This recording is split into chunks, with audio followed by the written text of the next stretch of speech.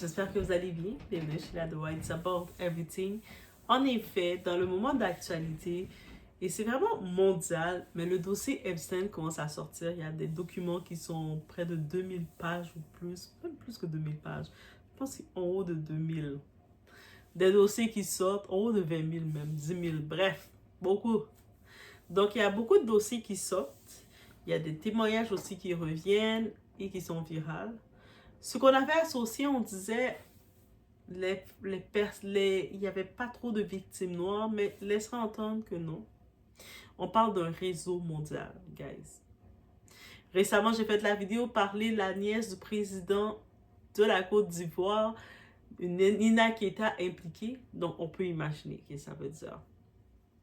Et là, maintenant, on va aller justement regarder ensemble ce témoignage. Une femme noire affirme avoir été présente sur l'île de Jeffrey Epstein. Et son témoignage est viral. Elle parle de discrimination raciale, de pièces cachées, d'un cimetière secret, de traitements différents pour les jeunes filles noires. Mais la vraie question est-ce un témoignage qui a été vérifié? Ça va être compliqué de le vérifier, rendu là cet aspect. Ou une déclaration non confirmée amplifiée par les réseaux. On va vous laisser, on va regarder le tout ensemble et c'est sûr vous allez pouvoir chacun vous faire votre idée, mais vous rappelez que le dossier d'Epstein a été accusé et pour ce qu'il a fait. C'est pas une histoire d'une dizaine de personnes, c'est une centaine de personnes et il était dans toutes les différentes sphères. Donc on peut imaginer comment c'est mondial son réseau. Donc on y va. It's About Everything. On regarde ensemble ce fameux témoignage.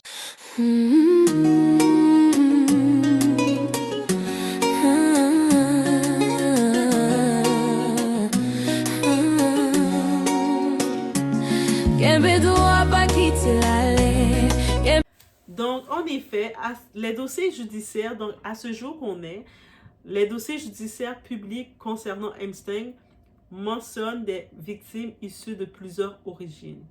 Mais il n'existe pas dans les documents officiels accessibles de preuves confirmant l'existence d'un cimetière secret sur l'île.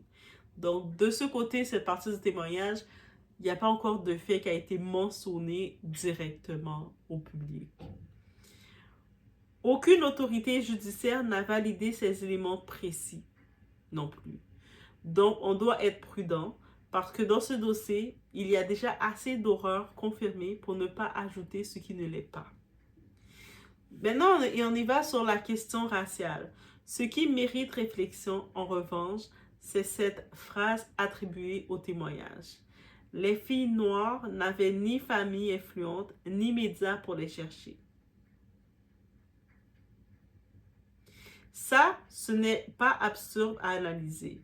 Dans beaucoup d'affaires criminelles, les disparitions de femmes blanches reçoivent plus de couverture médiatique que celles de femmes noires. Et jusqu'à maintenant, que ce soit en Amérique, aux États-Unis, mais Canada et peu importe les dossiers, c'est toujours comme ça. L'alerte Amber, les alertes vont être déclarées, vont être ouvertes plus rapidement pour une femme blanche en Occident. Je ne sais pas du côté de la France européenne, c'est comment, mais c'est un fait dans les true crime. Et quand je regarde les chaînes, les vidéos de true crime, on constate ce petit détail-là.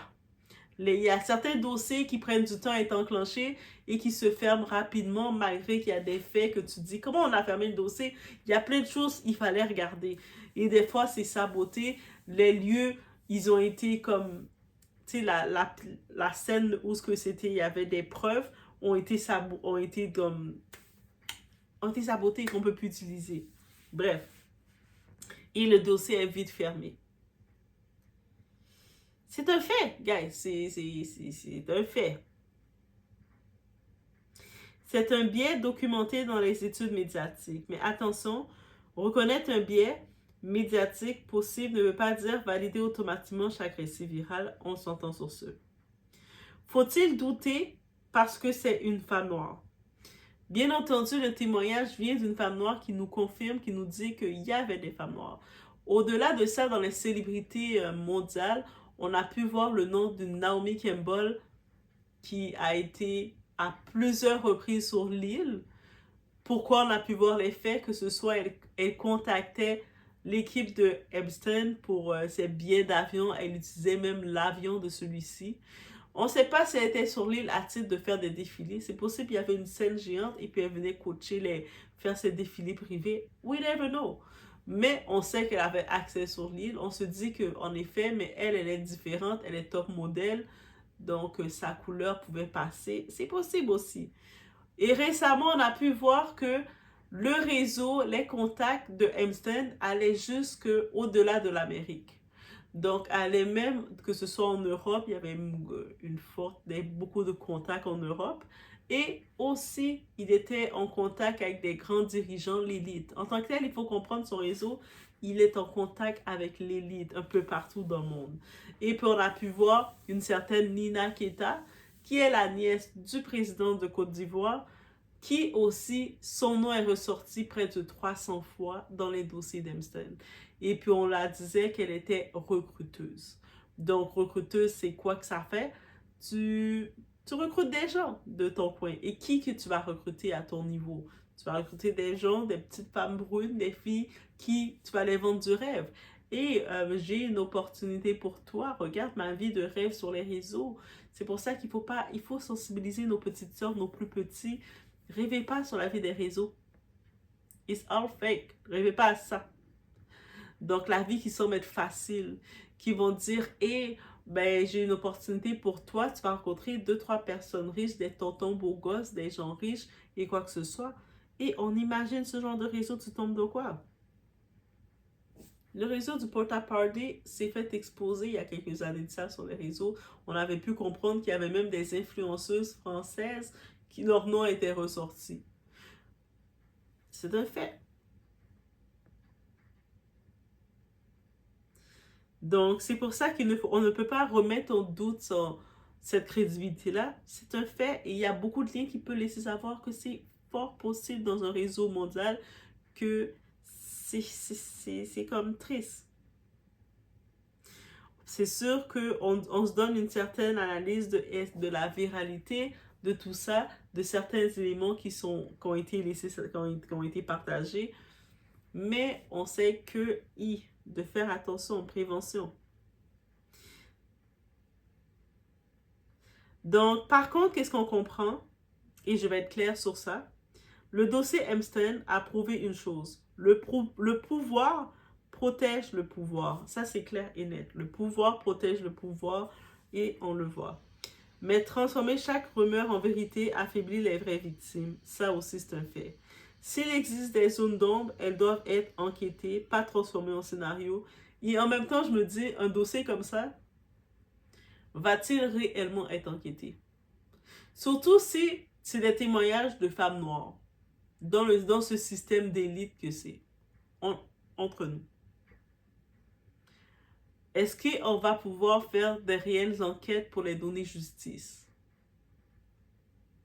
Déjà, celles qui ont été témoignées là, contre Epstein, là, il y en a beaucoup qui sont plus là. C'est leur dernière mission de vie d'essayer de témoigner, de faire leur dernier témoignage. Là. Il faut être honnête aussi. Et il faut se rappeler que la souffrance n'a pas de couleur. La prédation ne choisit pas selon un nuancier. Elle choisit selon la vulnérabilité. Le témoignage mérite en effet d'être examiné. C'est sûr, selon les faits judiciaires, est-ce qu'il va être pris en compte? J'en doute peu, j'en doute très peu. On doit rester solide et engagé et faire la part des choses. Il y a beaucoup de dossiers qui sortent, beaucoup de faits, des noms qui viennent et des noms qui reviennent. On peut comprendre une chose, que beaucoup dans ces noms qui viennent, ils sont protégés par le système qui les protège. Les noms qui sont exposés, c'est les noms qui sont soit plus protégés ou qui n'ont pas aussi de force dans leur hiérarchie, dans leur ordre. Ils ne sont pas à un niveau assez haut ou ils sont juste envoyés comme au pâturage. Ça fait partie de ce système-là.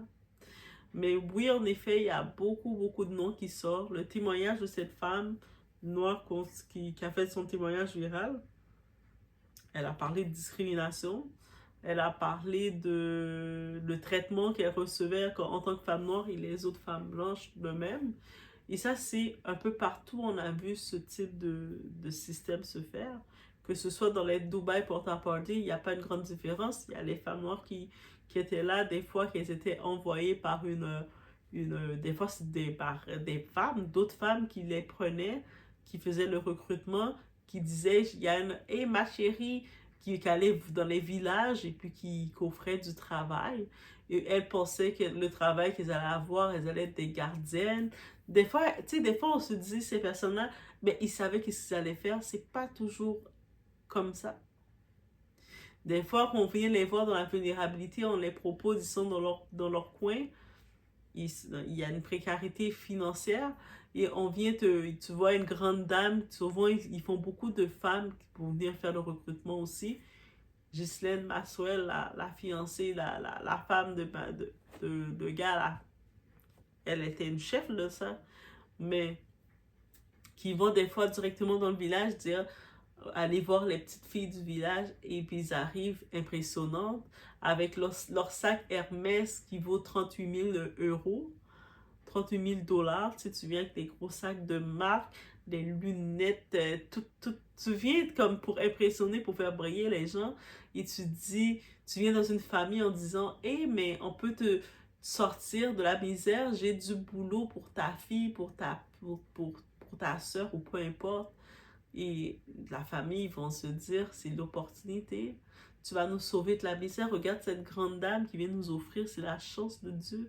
Et c'est des fois, ils vont même aller à l'église, faire leur donation à l'église en disant merci Dieu. Alors qu'ils ont sacrifié le tout. Donc oui, ça doit nous sensibiliser. On a vu beaucoup de réseaux se démanteler. Encore maintenant, ils sont sur enquête. Le Sénégal, la France, il y a un réseau qui est démantelé. Donc la France, il y a un petit monsieur qui a mis sur pied un réseau de déraillement, de dérèglement, et il a pensé au Sénégal. Au lieu de penser au tourisme Sénégal, il le fait. Donc vous pensez que non, on n'est pas épargné, donc on doit être vigilant, on doit arrêter de voir, de penser, se dire que non, c'est beaucoup plus proche de nous, ça c'est un fait, guys. Donc bref, je vous laisse sur cette réflexion. Faites attention à vous. On se retrouve aux prochaines vidéos avec un peu plus de dossiers.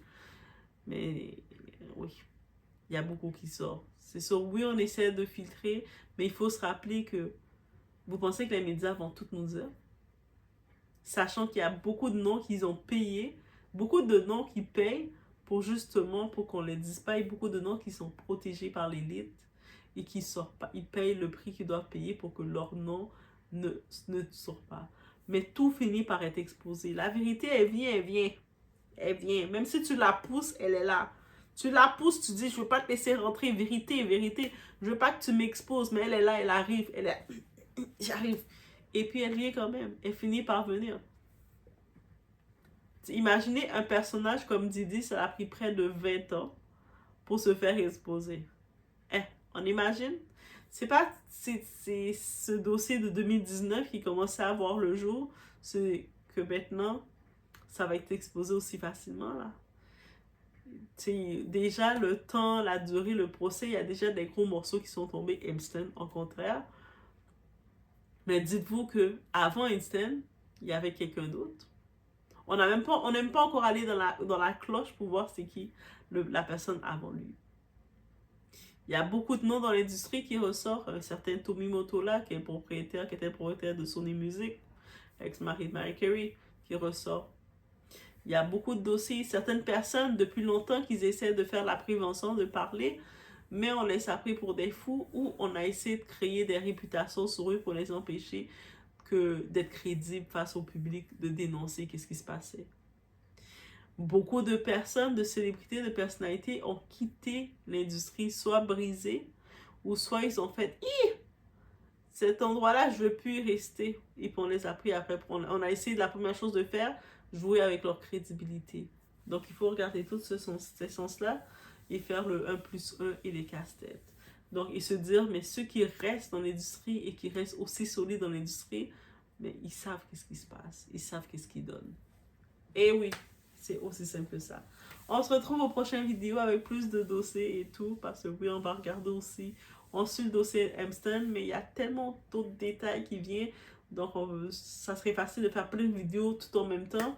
Mais j'ai pas le choix de regarder, de trier, de presser et de regarder un petit peu le tout.